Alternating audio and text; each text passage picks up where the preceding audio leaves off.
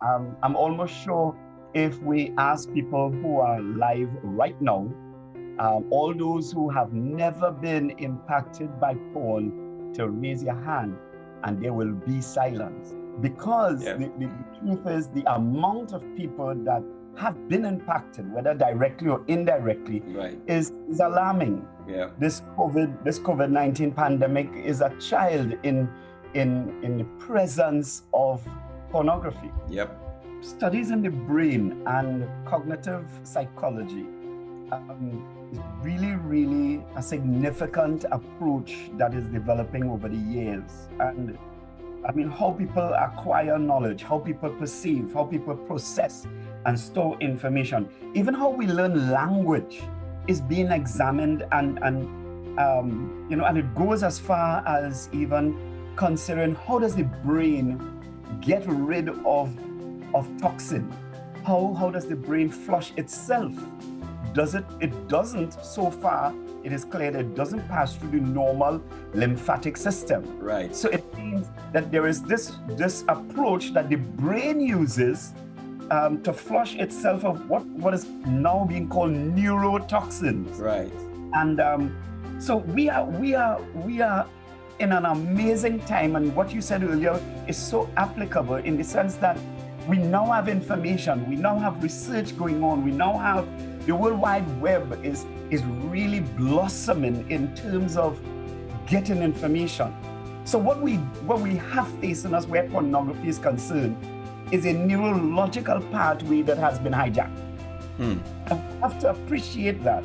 And so in association with porn and masturbation and all of that, we cannot ignore the fact that we have been designed for connectivity. Right. And once that is happening, we could see how one thing flows into the next. I'm going to say something here that I want to really appreciate. Listen to this carefully. Sex binds us together. This is God's design. This is a design that has been put together in such a way that it is beyond human comprehension. It is beyond normal levels of connectivity. It is God who designed this, and we are not just made up of blood and flesh and chemicals floating around. We have been designed with a material that is beyond us. Wow. And so with that foundational statement, I really want us to see how porn gets into that system and how we could de-hijack, new word, how we could de-hijack this neurological pathway and prevent a kidnapping that has been rampant for years.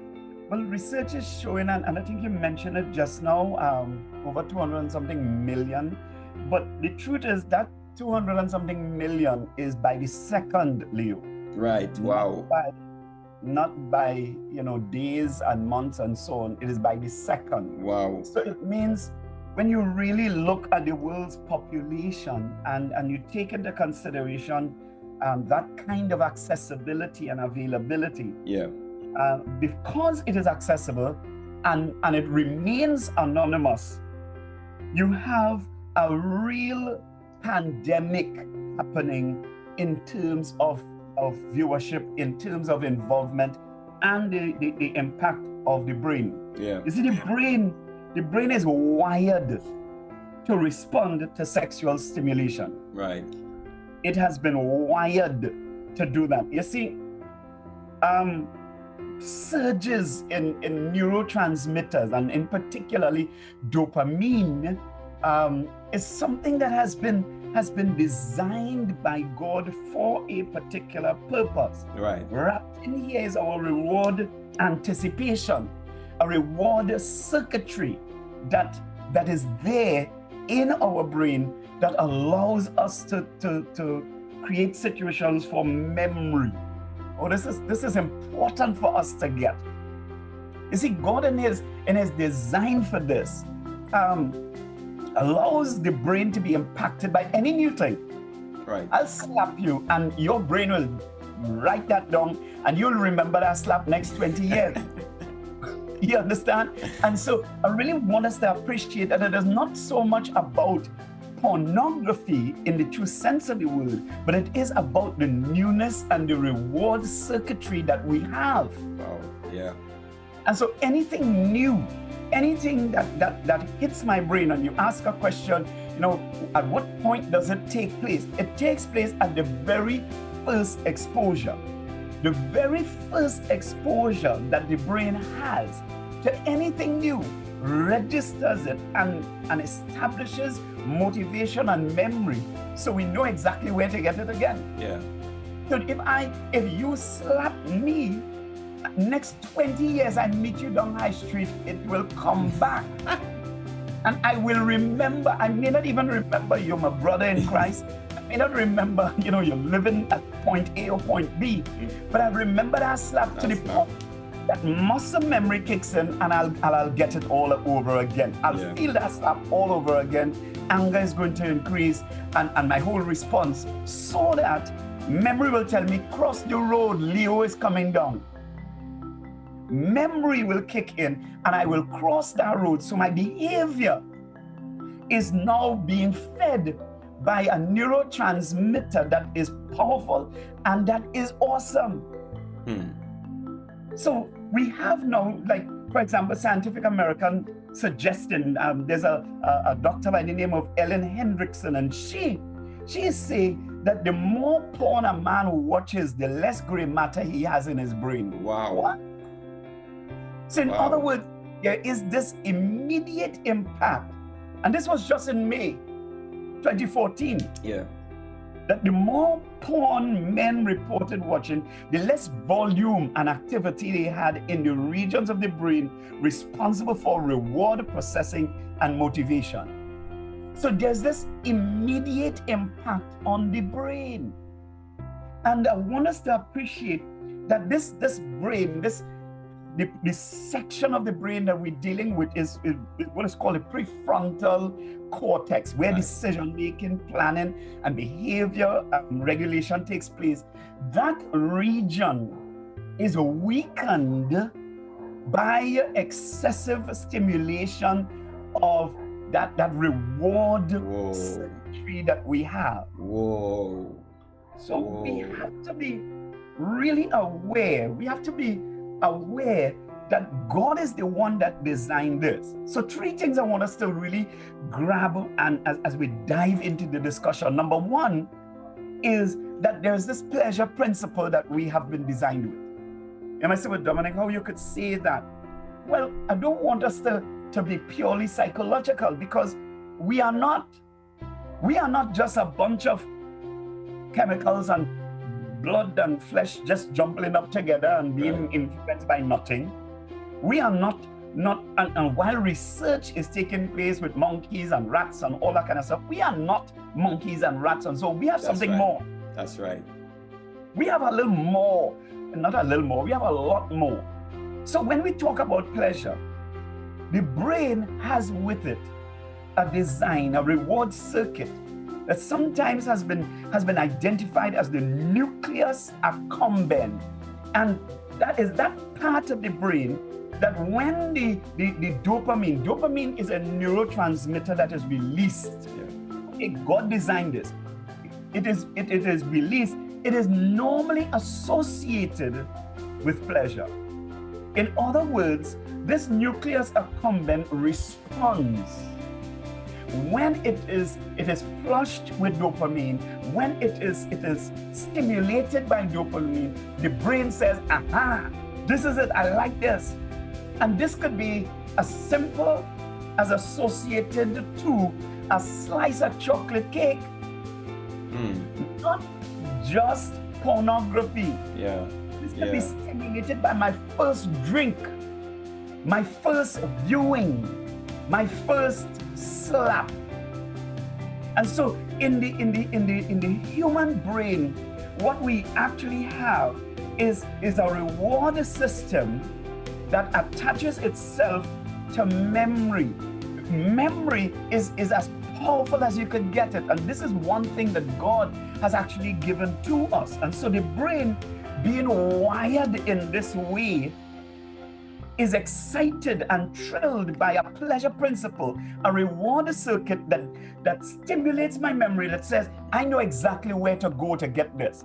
So if every Sunday morning, hear this, if every Sunday morning I have a significant experience with God, then my memory brings back that experience, replays it, and I'm able to use that to stimulate my entire life. Yeah. So you can imagine having a label every morning, and you have that label every morning. What happens to my memory during the day? It is stimulated, it is motivated because it is flooded with dopamine, a neurotransmitter that brings back that pleasure principle, that brings back a reward circuitry.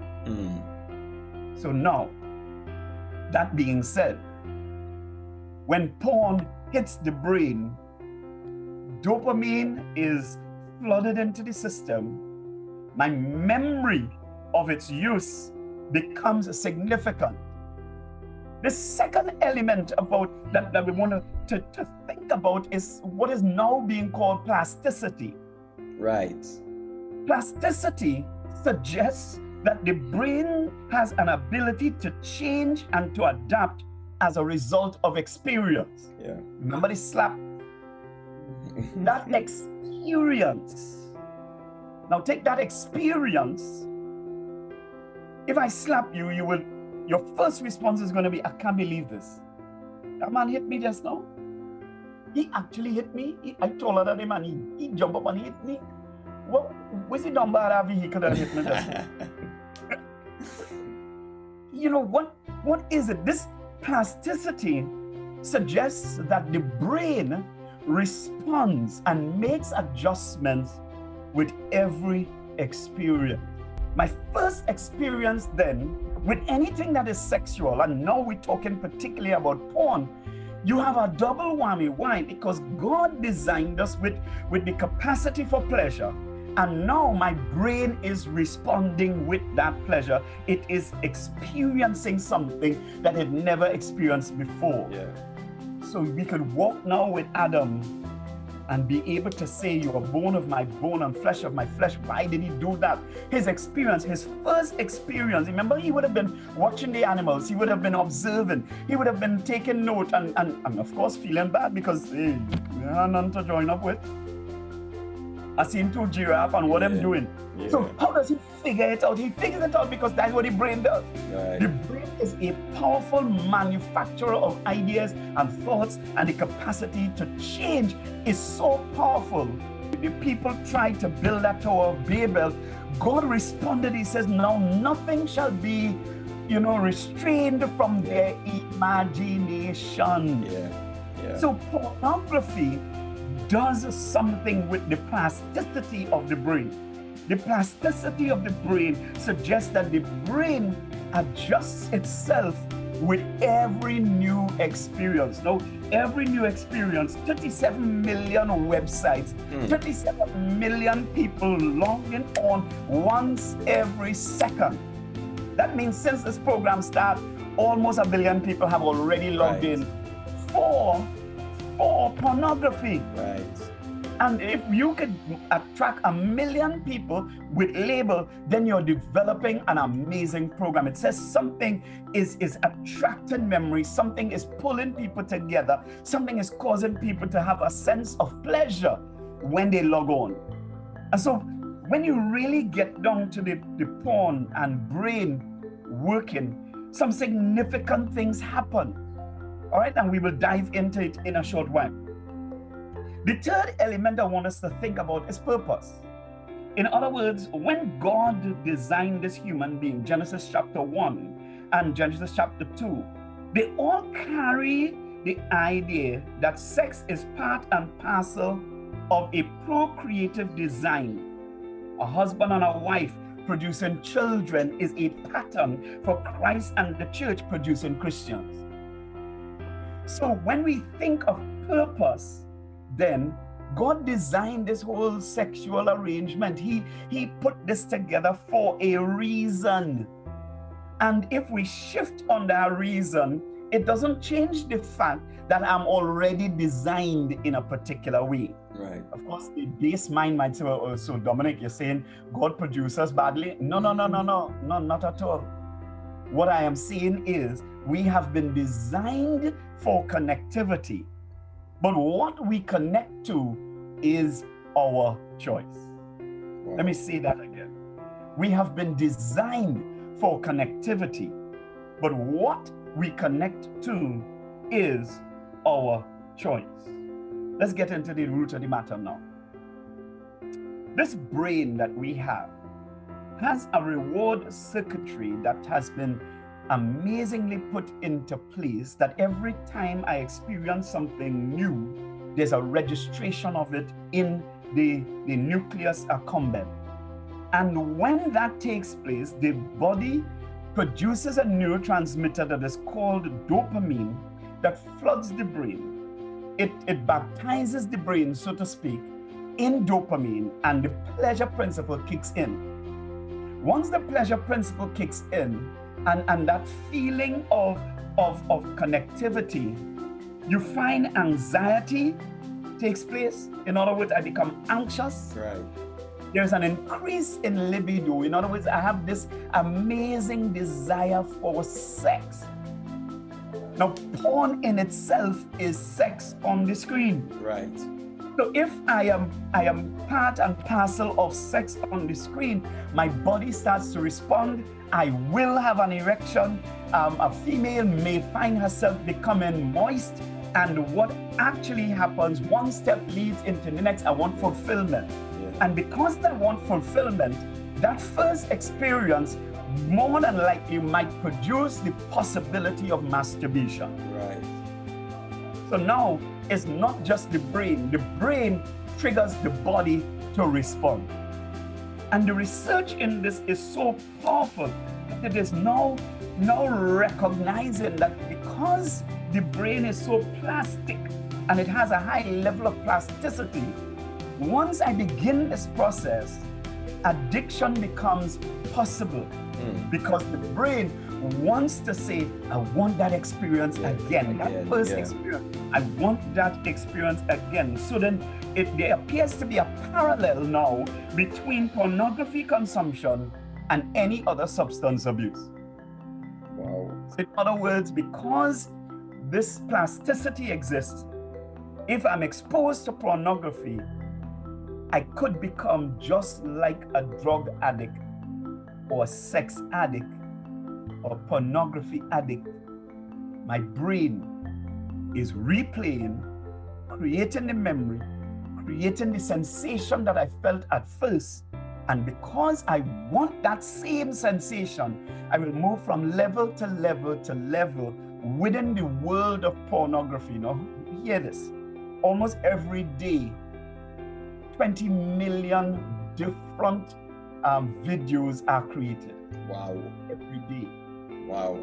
This kind of statistic is crazy when we think about it, because you're talking about an industry that brings together cameramen, females who are willing to act, males who are willing to act, a set design that is prepared. What is going on? So those people who are actually involved in the production of the pornography material, they too, are impacted in such a way that their behavior is going to be adjusted. Yeah. So it's not just now, I'm putting a movie out there. I am part and parcel of a movie. Now, those on the outside receiving the information don't understand that it is a movie. Right. They are actors. So you would find that there are people now, because of what they have seen, they want to practice what they have seen, and it don't go that way. There are some men can't last that long. And because they can't last that long, it impacts on their marital relationship. And there are wives who are lying down, waiting for the excitement, and he done already. He finished, and she's saying, okay, let me just continue to read the comic strip because this has to be a joke. And so even within Christian environments, because people are impacted so much with pornography, it impacts on the marital relationships Right. as well. On the other side is this, that there are some who believe that because, we are wired that way, and dopamine secretion, produces the anxiety, increased libido, and even increased energy. You get some good love making from your wife, and she could almost, after you're finished, tell you, go and sweep the yard, and you will. You wouldn't just sweep the yard, you'll cut the grass, you'll paint the house, you might even paint the neighbor house or not, because the energy that is produced as a result is so intense that you will function, you are designed this way. Okay? And sometimes the energy is so intense that it will knock you out, so that right after the sexual activity, you find that there's some people will just fall asleep. Yeah. Because the intensity of the dopamine, the amount of dopamine, the brain cannot handle it. So guess what it does? It secures you by putting you to sleep. Wow. God did not design this thing by mistake. Wow. He didn't. So now we need dopamine. What? Yes, we need dopamine because it forms part of the executive function of the brain. What do you mean executive function? The capacity to make decisions. Right. The capacity to think. The capacity to reason.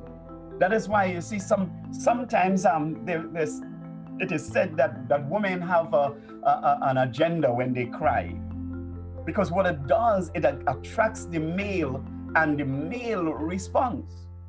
And I have come across women who say during sexual activity, they could get almost anything from the man. Because during the sexual activity, if he is really focused, then he is intensely drenched with dopamine, and his thinking capacity becomes so clear. If you ask him a question, he'll simply tell you the truth. This connection, you see, we're not just talking sex, we're talking about a connection that is deep. That is why Paul says that he who is joined to a harlot, they become what? One flesh. He emphasizes that, but pushes us towards a connection with the Spirit of God, because the one flesh relationship is so powerful that it transcends the sexual activity. You're talking about a commitment. You're talking about a deep-rooted connection that really makes a difference. Right. The female has the same mechanism, and what she needs is an honest, sincere connection. So for a female, sex might just be sex. If there is no commitment, if there is no communication, if there is no real connection between the two, then that's what she gets. Sex. But if there is a commitment, if there is a communication, if there is a rapport, if there is a oneness of the mind, then sex is transformed into a binder that brings the two people together. Now take that and put it into the scenario of porn. I am in front of a screen and connecting with this material, nothing else really matters. So then the brain, with increased connectivity, would find itself having difficulty sleeping.